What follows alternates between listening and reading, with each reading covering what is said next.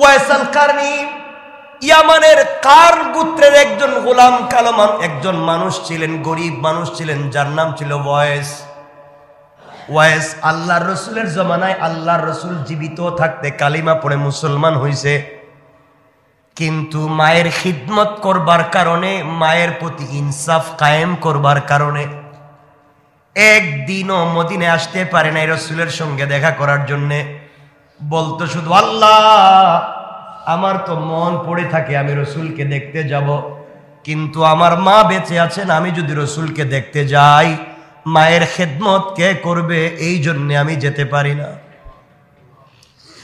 আমার মাকে দেখবে কে? আমার মা যে বৃদ্ধা, কেউ আমার মাকে বুঝবে না আমি ছাড়া। এই জন্য আল্লাহ আমি এখানে পড়ে থাকি, যাই না। এই ওয়াইস আল কারনীকে আল্লাহ তার মায়ের ইনসাফের সাথে খিদমত করবার কারণে কত দামি বানাইয়া দিলেন। একবার খুঁজে খুঁজে তিনি মদিনায় আসছিলেন, আল্লাহ রসুলকে পেলেন না। আমার বন্ধুগণ, আমার নবীজি ইন্তেকালের আগে বলে দিয়ে গেছেন, ওমর আর আলীকে ডাক দিয়ে বলছেন, আলী ওমর এদিকে আসো, আমার পরে মদিনায় একটা পাগল আসবে যার নাম ওয়াইস আল কারনী, আমাকে খুঁজে পাবে না। ওমর ও আলী, তাকে পাইলে তার কাছ থেকে তোমরা দুজনে দোয়া নিবা। আল্লাহু আকবার বলতে। ওমরের মতো মানুষ, আল্লাহর রসুলের পরে যদি নবী হতো আল্লাহ ওমরকে বানাইয়া দিত। ওমরের কথার উপরে ভিত্তি করে আল্লাহ কোরআনের 20 থেকে 22টা আয়াত নাজিল করছেন। এই ওমরকে আল্লাহর রসুল বলছেন, ওমর রে, ওয়াইস যদি পাও ওয়াইসের কাছ থেকে তোমার জন্য দোয়া নিবা। আলী রে বলছেন, আলী ওয়াইস এই পৃথিবীর অনেক দামি, পাইলে তার কাছ থেকে দোয়া নিও। ওয়াইস মায়ের খিদমত করতে গিয়ে আসতে পারলো না, আমার সঙ্গে দেখা করতে পারলো না। এই বলে রসুল নিজের পরনের জুব্বা খুলে ফেললেন, খুলে আলীর হাতে দিয়ে বলছেন, আলী তোমার কাছে আমানত এই জুব্বা দিলাম, আমার ওয়াইস যদি মদিনায় আসে নবীজিরে পাবে না। আমার পাগলা ওয়াইস মদিনায় এসে জানবে আমি নবীজি দুনিয়ায় নাই, কাঁদতে কাঁদতে পাগল হয়ে যাবে। আমার ওয়াইসের কাছে আমার পরনের জুব্বা হাদিয়া দিবা। আল্লাহু আকবার।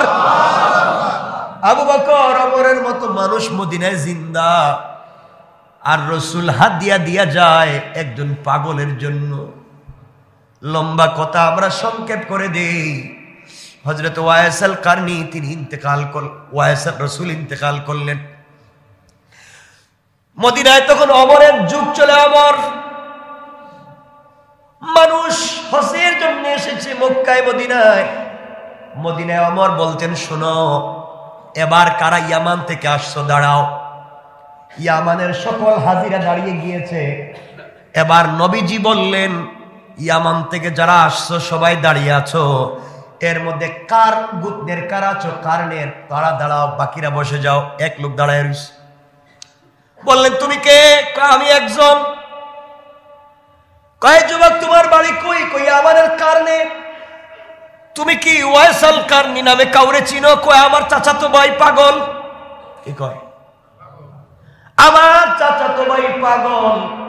কয় তুমি পাগল বললো, গেল কোথায়? কয় এও আসছিল আমার সঙ্গে হজ করতে। মদিনায় মাটিতে পা দেওয়ার পরে জুতা পায়ে দিয়া মদিনায় হাঁটে না। ওয়াইস জুতা পায়ে দিয়া মদিনায় হাঁটে না, পাগলের মতো কান্দে।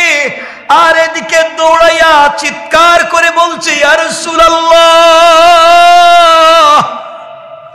তোমার পাগল ওয়াইস মদিনায় আসছে, তুমি নাই।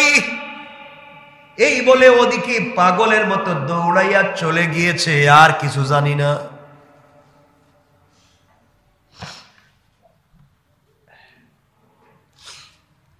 হযরত ওমর আর আলী দৌড়াতে লাগলেন। দুজন দৌড়াতে দৌড়াতে কিছু দূর গিয়া দেখেন একটা পাগলের মতো মাটির মধ্যে পড়ে কাঁদতেছে। মাটির মধ্যে গড়াগড়ি করে কান্না করে ডাক দিয়া বলছে, আল্লাহ, তোমার হাবিব এই মদিনার মাটিতে হাঁটছেন। ওই মাটিতে আমার বুক আর পিঠ লাগাইয়া দিলাম। আল্লাহ, নবীজির হাঁটার বরকতে তুমিও আমাকে মাফ করে দাও। ওমর আর আলী দাঁড়াইয়া বলছেন, যুবককে তোমার নাম কি, কেন কান্দ? ওয়াইস আল কারনি বলছে, আমার নাম দিয়ে তোমাদের কাম কি? তো পাগল টাইপের মানুষ, আমার নাম দিয়ে তোমাদের কাম কি কেন জিগাও? তোমার বাড়ি কই কই, বাড়ি দিয়ে কি করবেন? কেন আমাকে জিজ্ঞাসা করো তোমার নাম কি? ওয়াইস কয়, আমার নাম জানলেন কেমনে? কে তোমরা আমারে ডিস্টার্ব করো, আমারে কানতে দাও, আমি একটু কান্দি। হযরত আলী বলছেন, ওয়াইস রে কান্দিস না, যে লোকটা তোর সামনে দাঁড়াই আছে সাধারণ কেউ না, মদিনার খলিফা। এটা হযরত ওমর। ওয়াইস কান্দেছি, বলতেছে, ভুল হয়ে গেছে, আমি বুঝি নাই, আপনাদেরকে চিনি না, আমি আলী, ও ওমর, আমি চিনি নাই। আমি না রসুলকে দেখতে আসছিলাম, এখন তো মা মারা গেছেন, এই জন্য আসছি, মা জীবিত থাকতে আসতে পারি নাই। এখন মা মারা যাওয়ার পরে দেখি মারেও হারাইলাম, কলেজার টুকরা নবীরেও হারাইলাম। এখন যে আমার মাও নাই, রসুলও নাই, আমি কোথায় যাব? এই জন্য কান্দি। ওমর ওয়াইস আল কারনির হাত ধরে বলছেন, বাইরে আমি ওমর বলছি, হাতটা উপর দিকে উঠা, আমার জন্য আল্লাহর দরবারে একটু দোয়া করে দে। ওয়াইস বলছে, ওমর আমি তোমার জন্য দোয়া করব, তুমি খলিফা। আল্লাহর রসুলের সাহাবী আলী বলছেন, ওয়াইস রে, নবীজি ইন্তেকালের আগে আমাকে আর ওমরকে বলেছেন, তোমাকে যদি পাই তোমার কাছ থেকে যেন একটু দোয়া নেই, কারণ তুমি হাত উঠাবার আগে আগে রবের দরবারে দোয়া কবুল হয়ে যায়, কারণ তুমি মায়ের খিদমত করছো, এই জন্য। এই বলে রসুলের দেওয়া জুব্বা ওয়াইস আল কারনিকে হাদিয়া করে দিলেন। লম্বা কথা, ওয়াইস আল কারনি ইন্তেকাল করলেন। কিয়ামতের দিনে সকল মানুষ যখন জান্নাতে যাবে, ওয়াইস আল কারনিও যাবে সবার সঙ্গে। আল্লাহর রসুল ওয়াইস আল কারনিকে ডাক দিয়ে বলেন, ওয়াইস, জান্নাতে ঢুকতে পারবা না? সকল জান্নাতীরা জান্নাতে যায়, ওয়াইস আল কারনিকে আল্লাহ আটকে দিবেন, জান্নাতে ঢুকতে পারবা না, ওয়াইস দাঁড়াও দাঁড়াও। সকল মানুষ তাকাইয়া দেখবে হতবাকের মতো, আহারে, এই মানুষটার সঙ্গে রসুলের কত ভালোবাসা ছিল। আল্লাহ তাআলা এই লোকটাকে আজকে আটকাইয়া দিলেন, জান্নাতে যেতে দিচ্ছেন না। সবাই যখন চলে যাবে, আল্লাহ বলবেন, ওয়াইস তুমি এদিকে তাকাও, পিছন দিকে ওয়াইস তাকাবে। কোটি কোটি মানুষ জাহান্নামে কাঁদতেছে। আল্লাহ বলবেন, ওয়াইস রে, তোমারে আটকাইয়া দিছি, তুমি ছাড়া এই কাজ আর কেউ করতে পারবে না, একমাত্র তোমাকে লাগবে। আমিও চাই এই জাহান্নামীদেরকে মাফ দিব, কোনো ওসিলা পাই না, তোমারে পাইছি ওয়াইস। তুমি না মায়ের খিদমত করছো, ওয়াইস রে, পিছনে তাকাইয়া তোমার আঙ্গুল দিয়া এভাবে এভাবে টান দেও, এভাবে আঙ্গুল দিয়া টান দিবা। যত লাখ মানুষের দিকে তোমার আঙ্গুল যাবে, তত লাখ জাহান্নামীকে মায়ের খিদমত করার কারণে ওয়াইস রে তোমার ওসিলায় মাফ করে দেওয়ার ওয়াদা দিলাম। আল্লাহু আকবার। ও ওয়াইস, এই মানুষগুলা জাহান্নামে, কেউ তাদেরকে জান্নাতে নিতে পারবে না। আমি আল্লাহ আফসোস করি, কি দিয়া জান্নাতে দিব রে ওয়াইস? তুমি শুধু আঙ্গুলটা দেখাইয়া এভাবে দেখাইয়া দাও, যাদের বডিতে সোজা আঙ্গুল যাবে সবগুলারে বিনা হিসাবে জান্নাত দিয়ে দিব। আল্লাহু আকবার। এই জন্য আমার বন্ধুগণ, কথাগুলা ভালো করে শুনে কি বলতে চাই, কথা মনে পড়ে গিয়েছে, আপনাদেরকে জানাইয়া দেই। দুনিয়ার জমিনে ভালো মানুষ যদি হতে হয়, দুনিয়ার জমিনে আল্লাহর রাসূলের ভালোবাসা নিয়ে যদি কবরে যেতে পারি, এর চাইতে বড় চাওয়া আর পাওয়ার কিছু নাই। যে আমর ইবনুল আসের কথা বললাম, মনোযোগ দিয়ে শুনেন কি বলতে চাই। এই হযরতে আমর ইবনুল আস রাদিয়াল্লাহু তাআলা আনহু তখন মিশরের গভর্নর, মিশরকে তিনি আক্রমণ করলেন। মিশরের গভর্নর হওয়ার আগে মিশরকে ইসলামের দিন কায়েম করার জন্য মিশরে পৌঁছে গেলেন। মিশরের তখনকার যে বাদশাহ ছিলেন তার কাছে বলছেন, শোনো, আমরা মুসলমানেরা এসেছি এখানে দিন জিন্দা করব, দিন কায়েম করব। তোমরা আমাদেরকে মিশরে ঢুকতে দাও, কেউ ঢুকতে দিল না। কথাগুলো ভালো করে বুঝবেন। অনেক দিন হয়ে গেল, যুদ্ধ হয়, কেউ জয়লাভ করে না। মিশর নামক শহরের সবগুলা প্রধান প্রধান গেট বন্ধ করে দেওয়া হলো, কোনোভাবে শহরে ঢুকতে দেওয়া হয় না। এমন সময়ে আমর ইবনুল আস রাদিয়াল্লাহু তাআলা আনহু এবং মুসলমানদেরকে দুর্বল করার জন্য কাফেরেরা ষড়যন্ত্র করলো। তাদের ঈসা নবীর মূর্তি তারা বানাতে লাগলো মিশরের মুড়ে মুড়ে। হযরত ঈসা আলাইহিস সালাতু ওয়াস সালামের মূর্তি বানালো। মূর্তি বানিয়ে তারা মুড়ে মুড়ে রেখে দিল। তাদের বড় বড় পাদ্রী সিদ্ধান্ত নিয়েছে, আমরা গভীর রজনীতে আমাদের নবীর মূর্তির নাক ভেঙ্গে দিব, পা ভেঙ্গে দিব, হাত ভেঙ্গে দিব। ওগুলা ভেঙ্গে দিয়া আমরা দোষ দিব মুসলমানরা এগুলা করছে। সুতরাং আমরা তো মুসলমানদের সঙ্গে যুদ্ধ করে পারবো না, বুদ্ধিভিত্তিক আন্দোলন করা লাগবে। আমরা বলবো, তোমরা আমাদের নবীর নাক ভাঙছো, হাত ভাঙছো, পা ভাঙছো, আমরা তোমাদের বিরুদ্ধে যুদ্ধ করতে চাই না। আমরা তোমাদের নবী মুহাম্মদের মূর্তি বানাবো, আর এইভাবে আমরা মূর্তির নাক ভাঙবো। পড়েন নাউজুবিল্লাহ। তারা চিন্তা করলো মুসলমানদেরকে দুর্বল করা যাবে না, একটাই পদ্ধতি, তাদের নবীর মূর্তি বানিয়ে যদি নাক ভাঙতে যায় তখনই তারা দুর্বল হয়ে যাবে, আর যুদ্ধ করবে না। যেই কথা সেই কাজ। গভীর রজনীতে তাদের বড় বড় পাদ্রীরা তাদের নবী ঈসা নবীর মূর্তির নাকগুলা ভেঙ্গে ফেললো, হাত পা ভেঙ্গে ফেললো। সকালবেলা ঘোষণা করলো, এটা মুসলমানদের কাজ, এগুলা মুসলমানরা এত বড় দুর্ঘটনা ঘটিয়েছে, এত বড় অন্যায় মুসলমানরা করেছে। এগুলা বলবার পরে সকালবেলা মুসলমানদের কাছে খবর এসেছে, সবাই জানাইয়া দিয়েছে আমরা মুহাম্মদের মূর্তি বানিয়ে তাদের নবীর নাক ভেঙ্গে ফেলবো। আমর ইবনুল আস দাঁড়িয়ে বলছেন, না না, খবরদার, আমার একজন সৈন্যবাহিনী মুসলমানরা কোন নবীর নাক ভাঙতে পারে নাই, মূর্তি ভাঙতে পারে নাই, এগুলা কোন মুসলমানরা করে নাই, তোমরা নিজেরাই হয়তো করে আমাদের উপরে দোষ চাপাচ্ছ। কোনোভাবেই যখন তারা মানে না, পুরা দেশের মানুষ একত্রিত, কোনোভাবেই যখন তারা কথা রাখে না, কথা মানে না, আমাদের কলেজার টুকরা প্রিয় নবীর মূর্তি বানাবে, নাক ভেঙ্গে ফেলবে, এটাই তারা করতে চায়। আমর ইবনুল আস দাঁড়িয়ে গেলেন, বললেন, শোনো, আমাদের নবীর নাক ভাঙতে হবে না, মূর্তিও বানাতে হবে না। আমি একজন রসুলের পাগলা আশিক, আমার রসুলের উম্মত। তোমরা একজন মৃত রসুলে পাকের মূর্তি বানিয়ে তার নাক ভাঙবে, আমার সহ্য হয় না।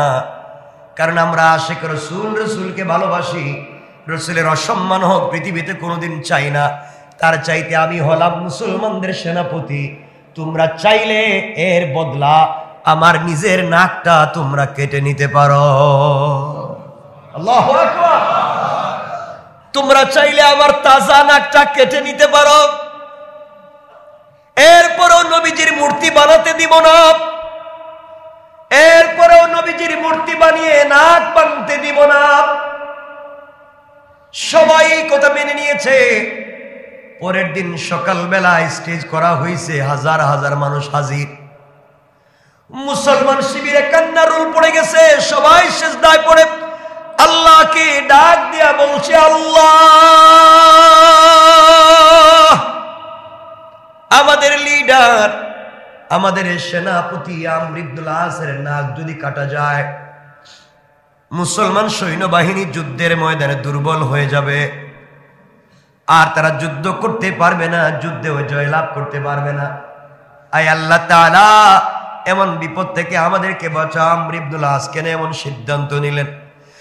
আমর ইবনুল আস চোখের পানি ছেড়ে সিজদায় পড়ে কান্না করে ডাক দিয়া বলেছে, আল্লাহ,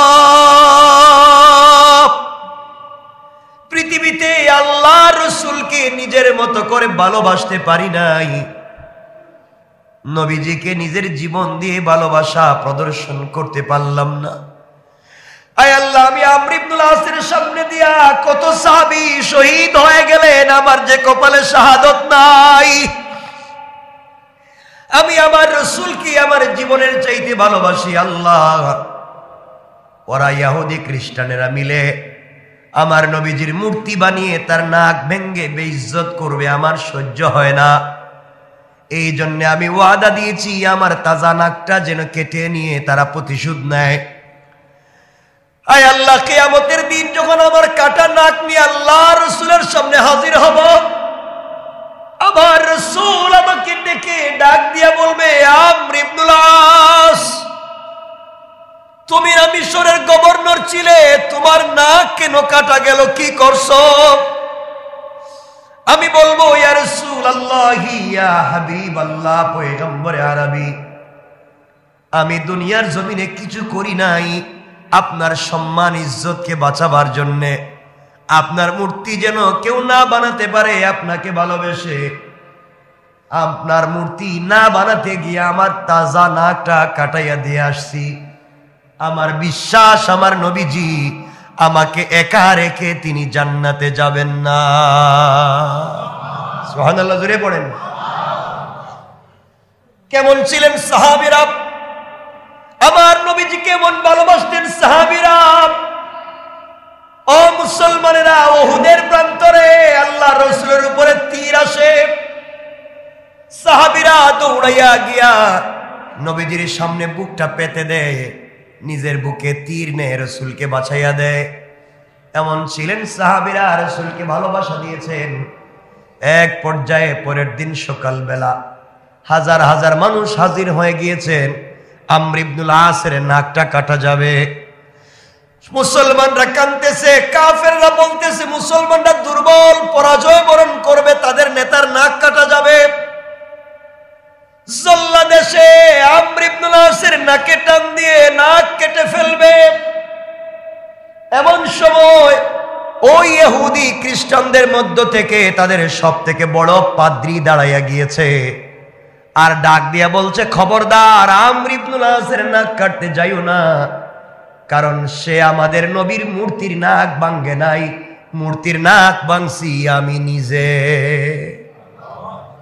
তুমি কেন নিজে ভাঙতে গেলে? এবার চোখের পানি ছেড়ে কান্না করে ডাক দিয়া বলে, শোনো, আমরা নিজের হাতে আমাদের নবীর মূর্তি বানাইয়া নাক ভেঙ্গে ফেলে দিয়েছি। দিলের ভিতরে একটু মায়া লাগে নাই, দয়া লাগে নাই, ভালোবাসা জন্ম নেয় নাই। আর মুসলমানরা তাদের নবীকে এত ভালোবাসে, এত কলিজাত থেকে ভালোবাসে, তারা মাটি দিয়া মূর্তি বানাইয়া নাক ভেঙতে চাইল না, নিজের তাজা নাকটা কাটাইয়া দিতে চাইল। এমন আশিক রাসূল পৃথিবীতে আর নাই। বুঝতে পেরেছি মুহাম্মদ সত্য, ইসলাম সত্য। এই মুহূর্তে আমরা যারা এখানে আছি হাজার হাজার, সকলেই কালিমা পড়ে মুসলমান হয়ে গেলাম। সুবহানাল্লাহ, জোরে পড়েন। এই জন্য আল্লাহ রাব্বুল ইজ্জত ওয়াল জালাল বলেছেন, কুল ইন কুনতুম তুহিব্বুনাল্লাহ ফাত্তাবিউনি ইউহিব্বুকুমুল্লাহ। তোমরা যদি আমি আল্লাহকে ভালোবাসতে চাও, তোমরা আমার রাসূলকে মুহাব্বত করো, কারণ রাসূলকে তোমরা যদি মুহাব্বত করো, আমি আল্লাহর প্রতি ভালোবাসায় তৈরি হয়ে যাবে। তোমরা যদি আমার রাসূলকে ভালোবাসো, আমার ভালোবাসা হয়ে যাবে। তোমরা যদি আমার রাসূলকে মুহাব্বত করে দুনিয়ার থেকে বিদায় নিতে পারো, তোমাদের কোনো হিসাব হবে না। কিয়ামতের দিনে আমি আল্লাহ তাআলা তোমাদেরকে আরশে আজিমের ছায়ায় রেখে, পর্দার আড়ালে রেখে বিনা হিসাবে জান্নাতের ফয়সালা করে দিলাম। সুবহানাল্লাহ, একটু জোরে বলেন। এই জন্য পৃথিবীতে ইনসাফ কায়েম করা লাগবে। এই পৃথিবীতে যদি আমরা ইনসাফ কায়েম করতে পারি, এই পৃথিবীতে যদি আমরা দিন কায়েম করতে পারি, দুনিয়ার জমিনে ইনসাফ কায়েম করতে পারি, আল্লাহ রাব্বুল ইজ্জত ওয়াল জালাল বলেছেন, বান্দারে তুমি ভালো করে শোনো, চলার পথে যদি আল্লাহকে, আল্লাহর রাসূলকে তুমি অনুসরণ করতে পারো, দুনিয়ার জমিনে নেক আমল করো, কে তোমাকে গালি দিল, কে তোমার বিরুদ্ধে চলে গেল, এগুলা তোমার দেখবার দরকার নাই। তুমি কষ্ট করে দুনিয়ার জীবনটা কাটাইয়া দাও, কবর থেকে নিয়ে কিয়ামত পর্যন্ত সকল ঘাটের জিম্মাদার স্বয়ং আমার আল্লাহ। সুবহানাল্লাহ জোরে পড়ে, আরো জোরে পড়ে। এই জন্য চলার পথে শুধু সুযোগ খুঁজেন কেমনে জান্নাতে যাওয়া যায়, আর আমরা চলার পথে শুধু সুযোগ খুঁজি কেমনে আরেকজনকে ঠকাইয়া সম্পদের মালিক হওয়া যায়। কথা বলেন না কেন? কেমনে নিজের পকেট ভারী করা যায়। মনে রাখবেন, এই পৃথিবীতে সকল পয়সাওয়ালারা, কথাগুলো ভালো করে দেখেন, কোটি কোটি টাকার মালিক। আজকে টাকা আছে, বাড়ি আছে, গাড়ি আছে, কবরে পড়ে আছে, কবরে শুয়ে আছে, একজন মানুষও কোনোদিন খবর নেয় না। এমন কোটি টাকার মালিক আছে, কবরে পড়ে আছে 30 বছর, তার সন্তানও কোনোদিন যায় নাই। সন্তান একদিন গিয়ে দেখে না বাবা কবরে কেমন আছে। আগের মতোই ফ্যাক্টরি চলে, ইন্ডাস্ট্রি চলে, আগের মতোই তার ঘরের বিছানায় আরেকজন ঘুমায়, আগের মতোই তার চেয়ারে আরেকজন বসে। সে যে নাই এটা কেউ বুঝতেও চায় না, কেউ তারে মনেও করে না। 10-15 বছর পরে চলে গেলে এই সন্তানেরা মনে রাখবে না। এই জন্য বাবারে, দুনিয়ার জমিনে এগুলার পিছনে না দৌড়াই আল্লাহর পিছনে যদি দৌড়াও, আল্লাহ বলছেন বান্দা পৃথিবীর পাওয়া না পাওয়ার হিসাবকে বাদ দিয়া আমি আল্লাহকে পাওয়ার হিসাব করো। আখিরাতে সবাই যদি ভুলে যায়, আমি আমার বান্দাকে ভুলে যাব না। ওই কেমনে হিসাব কর, কষ্ট হচ্ছে না আপনাদের? কেমনে হিসাব করবেন কথাগুলো শুনেন। হযরতে আলী রাদিয়াল্লাহু তাআলা আনহুর কলিজার টুকরা ছেলে, যার নাম হযরত হুসাইন, হযরতে ফাতেমা রাদিয়াল্লাহু তাআলা আনহার আদরের দুলাল হযরতে হুসাইন। হুসাইন এমন এক ব্যক্তির নাম, আল্লাহ রাসূল বলছেন আল্লাহ যাকে জান্নাতের যুবকদের লিডার বানিয়েছেন। একটু সুবহানাল্লাহ পড়বেন না? আরো জোরে পড়েন সুবহানাল্লাহ। হুসাইন এমন এক যুবকের নাম যার পা থেকে মাথা পর্যন্ত তাকালে রাসূলের চেহারার মতো দেখা যায়। আল্লাহ রাসূল বলতেন, ও সাহাবীরা, তোমরা যদি আমাকে দেখতে না পাও, আবার হুসাইনের চেহারার দিকে তাকাও। আমি রাসূলের জন্য দেখছো, কারণ আমার চেহারায় যেমন মিল, এই পৃথিবীর সবথেকে মিল রয়েছে হুসাইনের সঙ্গে। হুসাইনের কথা বলার টোনটা আমি রসুলের মতো, হুসাইনের হাসিটা আমি রসুলের মতো, হুসাইনের চেহারাটা দেখতে আমি রসুলের মতো। এই জন্য আল্লাহর রসুল পৃথিবীতে একজন মানুষের পা থেকে মাথা পর্যন্ত এমন কোনো জায়গা নাই বাচ্চার সময় চুম্বন করেন নাই। একজন মহাপুরুষ যার নাম হযরত হুসাইন। আল্লাহু আকবার। হযরত হুসাইন রসুল তাকে এত ভালোবাসতেন। হযরত হুসাইন নানারে খুব ভালোবাসতেন।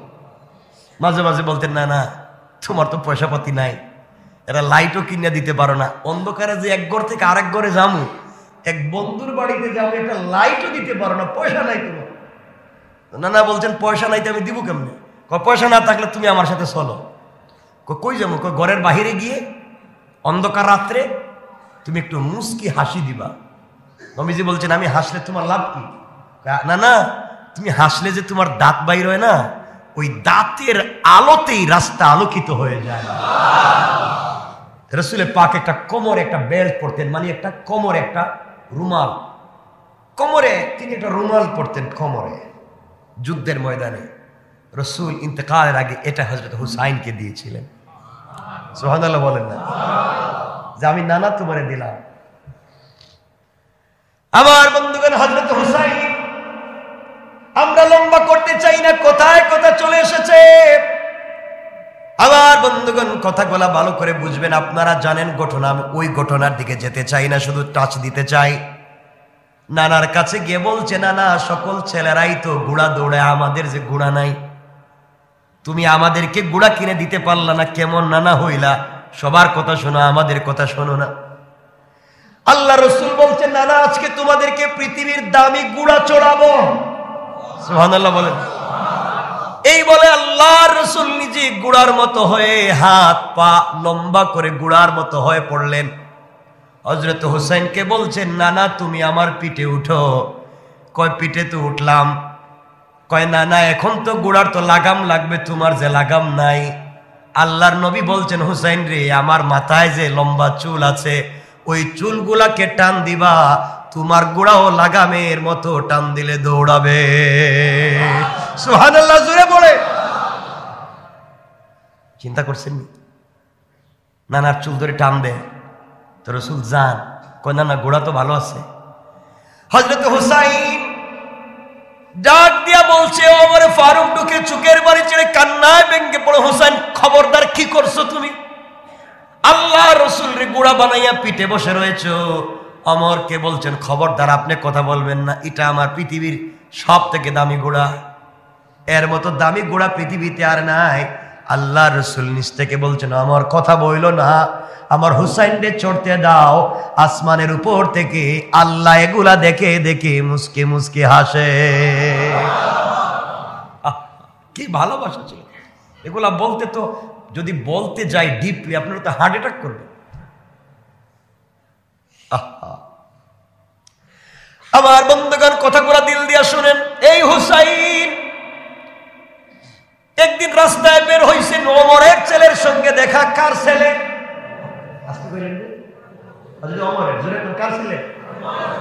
নাম আব্দুল্লাহ রাদিয়াল্লাহু তাআলা আনহু। আব্দুল্লাহরে কি একটা ঘটনা ঘটে গেছে হুসাইনের আর আব্দুল্লাহর মধ্যে। আব্দুল্লাহরে ডাক দিয়ে বলছেন, তুমি আমার সঙ্গে এত জোরে কথা বলো, তুমি তো গোলামের ঘরের গোলাম। কি কইছে? আর কিছু কয় নাই, গোলামের ঘরে গোলাম কইছে। আপনারা তো যা মুখে তাই কইয়া ফেলা, গোলামের ঘরে গোলাম কইছে, কিন্তু এর পিছনে যুক্তি আছে।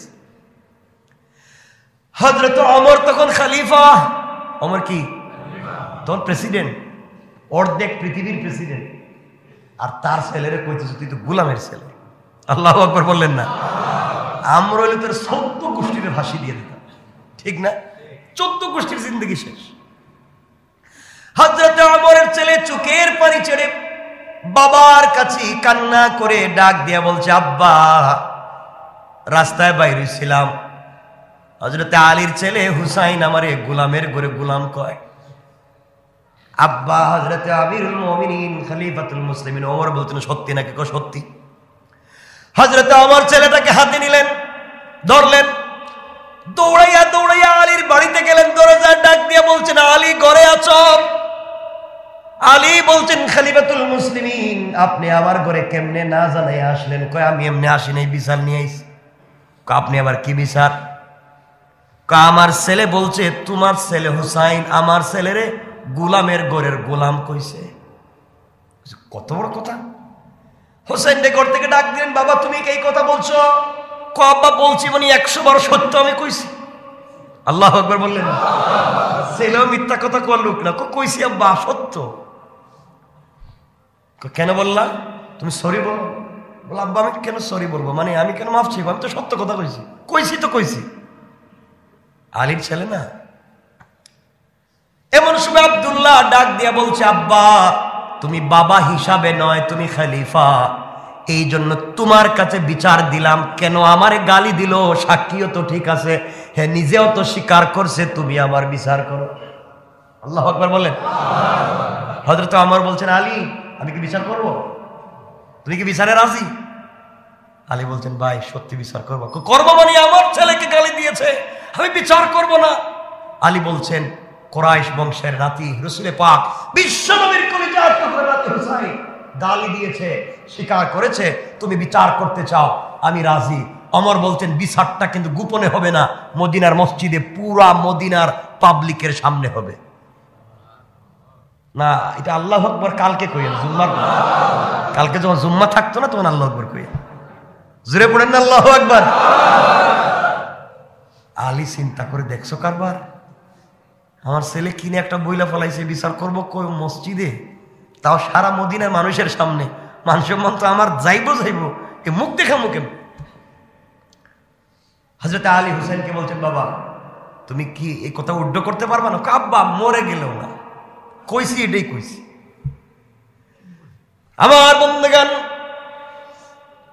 হযরতে ওমর মসজিদে নামাজের আগে ঘোষণা করলেন, একটা বিচার আছে। বিচারটা কিসের? আমার ছেলে আব্দুল্লাহকে গালি দিছে, আলীর ছেলে গোলামের ঘরে গোলাম বলে বিচার হবে। পুরা মসজিদ, পুরা মদিনার মধ্যে 3 পত নীরবতা। ওমর বলে, কি কার বিচার করবে এটা? এটা রাসূলের কলিজার টুকরা নাতি, এর বিচার যদি হয় কি আসমান জমিন ঠিক থাকবে নাকি? ওমর বলে, থাকলেও বিচার হবে, না থাকলেও হবে। আল্লাহু আকবার বলেন না। বিচার তার জায়গায়, ইনসাফ তো ইনসাফ। পুরা মসজিদের মধ্যে মানুষ বসা, হযরতে আব্দুল্লাহ দাঁড়িয়ে বলছে, আব্বা আপনি বাবা হিসাবে নয়, আপনি রাষ্ট্রের খলিফা হিসাবে বিচার দিলাম। আলীর ছেলে হুসাইন আমার গোলামের ঘরে গোলাম কেন বলছে, বিচার করো। পুরা মদিনার মানুষ সাইলেন্ট, পিনপতন নীরবতা, কাঁদতেছে। আহারে ওমর কি বিচার করবে? ওমর দাঁড়াইয়া বলছেন, ও হুসাইন তুমি কি এই কথা বলছো? কোর্টে আজকে ব্যাখ্যা করো, ব্যাখ্যা দেওয়া লাগবে না। কথা বলেন, ব্যাখ্যা দেওয়া লাগে না? হযরতে আলী হযরতে হুসাইন দাঁড়িয়ে গেলেন, ডাক দিয়া বলছেন, এক নম্বর আপনি আল্লাহর গোলাম, আল্লাহর গোলাম আপনি, আমি জানি, আমি বিশ্বাস করি আপনি আল্লাহর গোলাম। আর আপনার ছেলে, আপনার এই জন্য বলছি গোলামের ঘরের গোলাম, আপনি আল্লাহর গোলাম এটা সত্য, আপনার ছেলেও গোলাম সত্য, এই জন্য গোলামের ঘরে গোলাম বলছি, এটা এক ব্যাখ্যা। আর সবথেকে বড় ব্যাখ্যা হলো, আপনি তো আমার নানার গোলাম ছিলেন। কেমনে? আমি বললাম এই মদিনার মানুষের সামনে আপনি আমার নানার গোলাম ছিলেন না, আপনি আমার নানার গোড়ার লাগাম ধরে ধরে যাইতেন না, আপনি কি আমার নানার ওযুর পানিটা দিতেন না, আপনি কি আমার নানাকে হাত ধরে ধরে মদিনার মসজিদে নিয়ে যাইতেন না, আপনি কি আমার নানার খেদমত করেন নাই? আপনি তো খাদেম ছিলেন, গোলাম ছিলেন। হযরতে ওমর দাঁড়িয়ে গিয়েছেন মদিনায়, পিনপতন নীরবতা। বলে কি করবে ওমর এখন? ওমর আবার বলছেন, হুসাইন আবার ভালো করে চিন্তা করে বলো কি বলছো। চিন্তা করে সাক্ষী দিয়ে এই হাজার হাজার মানুষের সামনে বললাম তুমি আল্লাহর রাসূলের গোলাম, এই জন্য তোমারে বলছি গোলামের ঘরের গোলাম, তোমার ছেলেরে বলছি আমি যা বলছি সত্য। ওমর বলছেন, একটা কাগজ নিয়ে আসো, কলম নিয়ে আসো, যা পাওয়া যায় নিয়ে আসো। কাগজ কলম নিয়ে আসলেন। ওমর বললেন, হযরত হুসাইন তুমি লিখে দাও, সত্য যে বলছি এটা লেখো। হুসাইন লিখে দিলেন, আব্দুল্লাহ গোলামের ঘরের গোলাম, তার বাবা ওমর ছিল আমার নানার গোলাম। সুবহানাল্লাহ বলে। এবার হযরত ওমর এই কাগজ হাতে নিয়ে দাঁড়াইয়া দাঁড়াইয়া মদিনার মানুষকে বলছে, ও মদিনার মানুষেরা দেখা যায় এই কাগজে লেখা দেখো, হুসাইন লিখেছে আমি গোলাম, আমি তার নানার গোলাম ছিলাম, আমার ছেলে গোলামের ঘরের গোলাম, এই যে কাগজে লিখে দিছে। এই কাগজটা হাতে নিয়ে আস্তে করে আলীর হাতে দিয়ে দিলেন। আলীর হাতে দিয়া চোখের পানি ছেড়ে কান্না করে ডাক দিয়া বলছে, আল্লাহ।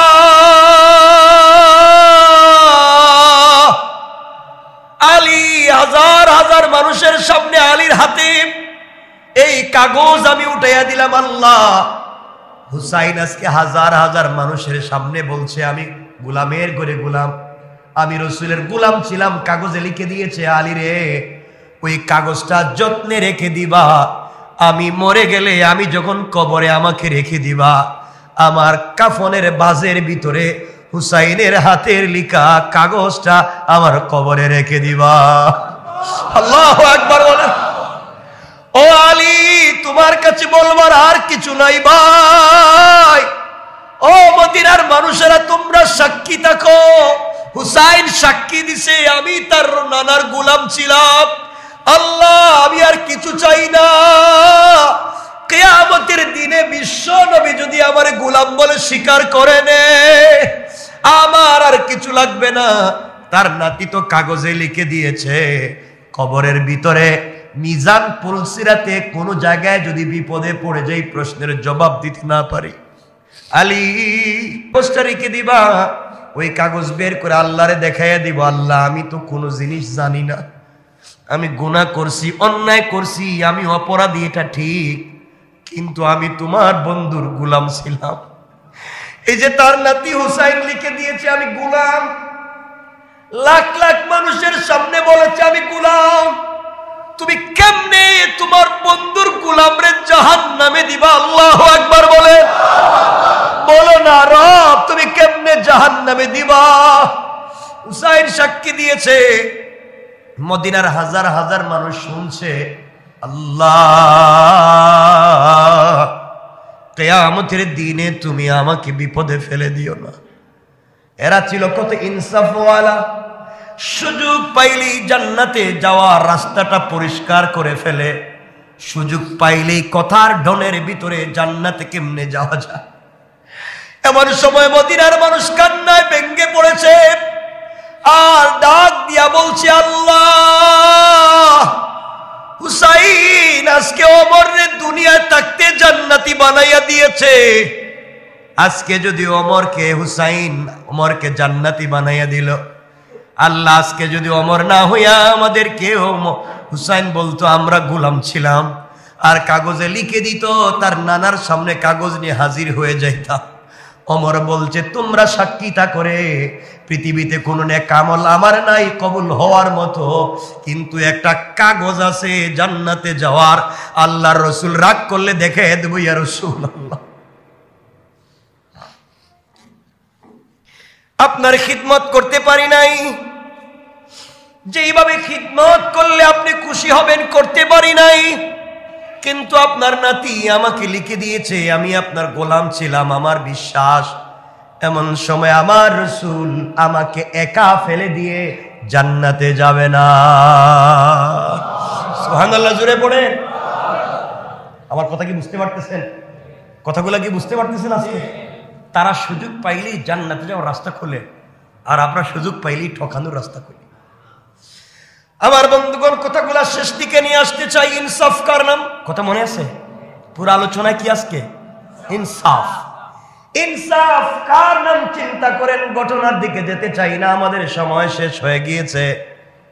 হযরতে আরেকজন কলিজার টুকরা রাসূলের প্রিয় মানুষ ছিলেন, যার নাম ছিল ওয়াইস আল কারনি। আমি তার ঘটনা বলবো না। ওয়াইস আল কারনি কোন সাহাবী ছিলেন না। ওয়াইস আল কারনি ইয়ামানের কার্ন গোত্রের একজন গোলাম কালামান একজন মানুষ ছিলেন, গরিব মানুষ ছিলেন, যার নাম ছিল ওয়াইস। ওয়াইস আল্লাহর রাসূলের জমানায় আল্লাহর রাসূল জীবিত থাকতে কালিমা পড়ে মুসলমান হইছে, কিন্তু মায়ের খিদমত করবার কারণে, মায়ের প্রতি ইনসাফ কায়েম করবার কারণে একদিনও মদিনায় আসতে পারে নাই রাসূলের সঙ্গে দেখা করার জন্যে। বলতো শুধু, আল্লাহ আমার তো মন পড়ে থাকে আমি রাসূলকে দেখতে যাব, কিন্তু আমার মা বেঁচে আছেন, আমি যদি রাসূলকে দেখতে যাই মায়ের খেদমত কে করবে, এই জন্য আমি যেতে পারি না। আমার মাকে দেখবে কে? আমার মা যে বৃদ্ধা, কেউ আমার মাকে বুঝবে না আমি ছাড়া। এই জন্য আল্লাহ আমি এখানে পড়ে থাকি, যাই না। এই ওয়াইস আল কারনি কি আল্লাহ তার মায়ের ইনসাফের সাথে খিদমত করবার কারণে কত দামি বানাইয়া দিলেন। একবার খুঁজে খুঁজে তিনি মদিনায় আসছিলেন, আল্লাহ রাসূলকে পেলেন না। আমার বন্ধুগণ, আমার নবীজি ইন্তেকালের আগে বলে দিয়ে গেছেন, ওমর আর আলীকে ডাক দিয়ে বলছেন, আলী ওমর এদিকে আসো। আমার পরে মদিনায় একটা পাগল আসবে যার নাম ওয়াইস আল কারনি, আমাকে খুঁজে পাবে না। ওমর ও আলী, তাকে পাইলে তার কাছ থেকে তোমরা দুজনে দোয়া নিবা। আল্লাহু আকবার বলতে। ওমরের মতো মানুষ, আল্লাহর রাসূলের পরে যদি নবী হতো আল্লাহ ওমরকে বানাইয়া দিত। ওমরের কথার উপরে ভিত্তি করে আল্লাহ কোরআনের 20 থেকে 22টা আয়াত নাজিল করছেন। এই ওমরকে আল্লাহর রাসূল বলছেন, ওমর রে, ওয়াইস যদি পাও ওয়াইসের কাছ থেকে তোমার জন্য দোয়া নিবা। আলী রে বলছেন, আলী ওয়াইস এই পৃথিবীর অনেক দামি, পাইলে তার কাছ থেকে দোয়া নিও। ওয়াইস মায়ের খিদমত করতে গিয়ে আসতে পারলো না, আমার সঙ্গে দেখা করতে পারলো না। এই বলে রাসূল নিজের পরনের জুব্বা খুলে ফেললেন, খুলে আলীর হাতে দিয়ে বলছেন, আলী তোমার কাছে আমানত এই জুব্বা দিলাম, আমার ওয়াইস যদি মদিনায় আসে নবীজিরে পাবে না।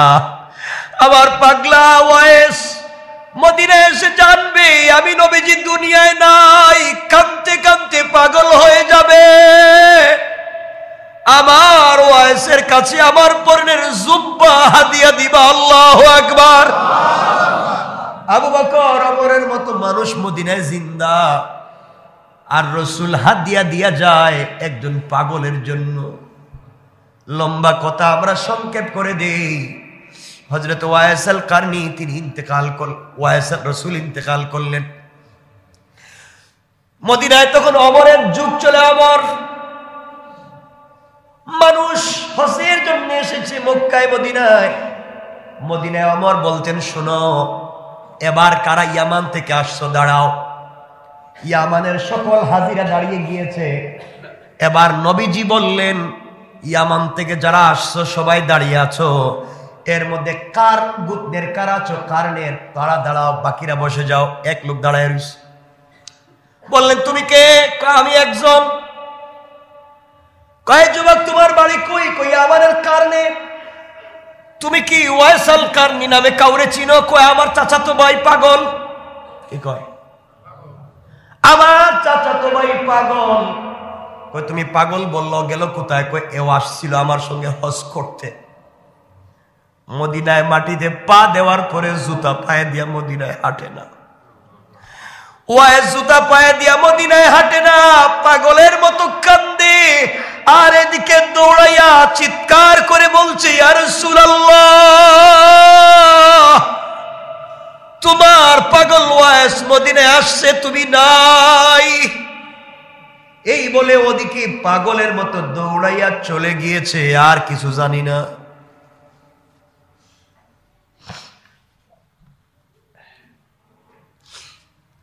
হযরত ওমর আর আলী দৌড়াতে লাগলেন। দুজন দৌড়াতে দৌড়াতে কিছু দূর গিয়া দেখেন একটা পাগলের মতো মাটির মধ্যে পড়ে কাঁদতেছে। মাটির মধ্যে গড়াগড়ি করে কান্না করে ডাক দিয়া বলছে, আল্লাহ, তোমার হাবিব এই মদিনার মাটিতে হাঁটছেন, ওই মাটিতে আমার বুক আর পিঠ লাগাইয়া দিলাম। আল্লাহ, নবীজির হাঁটার বরকতে তুমিও আমাকে মাফ করে দাও। ওমর আর আলী দাঁড়াইয়া বলছেন, যুবককে তোমার নাম কি? কেন কান্দ? ওয়াইসাল কারনি বলছে, আমার নাম দিয়ে তোমাদের কাম কি? তো পাগল টাইপের মানুষ। আমার নাম দিয়ে তোমাদের কাম কি? কেন জিগাও? তোমার বাড়ি কই? কই বাড়ি দিয়ে কি করবেন? কেন আমাকে জিজ্ঞাসা করো তোমার নাম কি? ওয়াইস। কয় আমার নাম জানলেন কেমনে? কে তোমরা? আমারে ডিস্টার্ব করো, আমারে কাঁদতে দাও, আমি একটু কান্দি। হযরত আলী বলছেন, ওয়াইস রে কান্দিস না, যে লোকটা তোর সামনে দাঁড়াই আছে সাধারণ কেউ না, মদিনার খলিফা। এটা হযরত ওমর। ওয়াইস কাঁদতেছি, বলতেছে, ভুল হয়ে গেছে, আমি বুঝি নাই, আপনাদেরকে চিনি না, আমি আলী, ও ওমর, আমি চিনি নাই। আমি না রসুলকে দেখতে আসছিলাম, এখন তো মা মারা গেছেন, এই জন্য আসছি, মা জীবিত থাকতে আসতে পারি নাই। এখন মা মারা যাওয়ার পরে দেখি মারেও হারাইলাম, কলেজার টুকরা নবীরেও হারাইলাম। এখন যে আমার মাও নাই, রসুলও নাই, আমি কোথায় যাব? এই জন্য কান্দি। ওমর ওয়াইসাল কারনির হাত ধরে বলছেন, বাইরে আমি ওমর বলছি, হাতটা উপর দিকে উঠা, আমার জন্য আল্লাহর দরবারে একটু দোয়া করে দে। ওয়াইস বলছে, ওমর আমি তোমার জন্য দোয়া করব, তুমি খলিফা। আল্লাহর রসুলের সাহাবী আলী বলছেন, ওয়াইস রে, নবীজি ইন্তেকালের আগে আমাকে আর ওমরকে বলেছেন, তোমাকে যদি পাই তোমার কাছ থেকে যেন একটু দোয়া নেই, কারণ তুমি হাত উঠাবার আগে আগে রবের দরবারে দোয়া কবুল হয়ে যায়, কারণ তুমি মায়ের খিদমত করছো, এই জন্য। এই বলে রসুলের দেওয়া জুব্বা ওয়াইসাল কারনিকে হাদিয়া করে দিলেন। লম্বা কথা, ওয়াইসাল কারনি ইন্তেকাল করলেন। কিয়ামতের দিনে সকল মানুষ যখন জান্নাতে যাবে, ওয়াইসাল কারনিও যাবে সবার সঙ্গে। আল্লাহর রসুল ওয়াইসাল কারনিকে ডাক দিয়ে বলেন, ওয়াইস, জান্নাতে ঢুকতে পারবা না?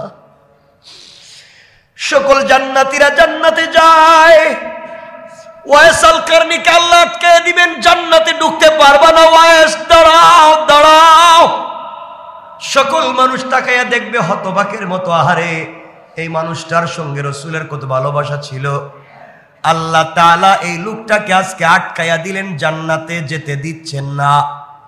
সবাই যখন চলে যাবে, আল্লাহ বলবেন, ওয়াইস তুমি এদিকে তাকাও, পিছন দিকে ওয়াইস তাকাবে। কোটি কোটি মানুষ জাহান্নামে কাঁদতেছে। আল্লাহ বলবেন, ওয়াইস রে, তোমারে আটকাইয়া দিছি, তুমি ছাড়া এই কাজ আর কেউ করতে পারবে না। একমাত্র তোমাকে লাগবে। আমিও চাই এই জাহান্নামীদেরকে মাফ দিব, কোনো ওসিলা পাই না, তোমারে পাইছি ওয়াইস। তুমি না মায়ের খিদমত করছো ওয়াইস রে, পিছনে তাকাইয়া তোমার আঙ্গুল দিয়া এভাবে এভাবে টান দেও, এভাবে আঙ্গুল দিয়া টান দিবা, যত লাখ মানুষের দিকে তোমার আঙ্গুল যাবে তত লাখ জাহান্নামীকে মায়ের খিদমত করার কারণে ওয়াইস রে তোমার ওসিলায় মাফ করে দেওয়ার ওয়াদা দিলাম। আল্লাহু আকবার। ও ওয়াইস, এই মানুষগুলা জাহান্নামে, কেউ তাদেরকে জান্নাতে নিতে পারবে না। আমি আল্লাহ আফসোস করি, কি দিয়া জান্নাতে দিব রে ওয়াইস? তুমি শুধু আঙ্গুলটা দেখাইয়া এভাবে দেখাইয়া দাও, যাদের বডিতে সোজা আঙ্গুল যাবে সবগুলারে বিনা হিসাবে জান্নাত দিয়ে দিব। আল্লাহু আকবার। চিন্তা করতে পারলে তারা কেমনে জীবন তৈরি করলেন, কি ইনসাফের জিন্দগি কায়েম করলেন, আর আমরা কেন জানি খারাপ হয়ে যাইতেছি। আমার কথা আপনারা বুঝতেছেন? আমার কথা কষ্ট পান আপনারা? জীবনটা কিভাবে বানান। আজকে আর লম্বা করতে চাই না, 2টা হয়ে যাচ্ছে, আর কত লম্বা করবো?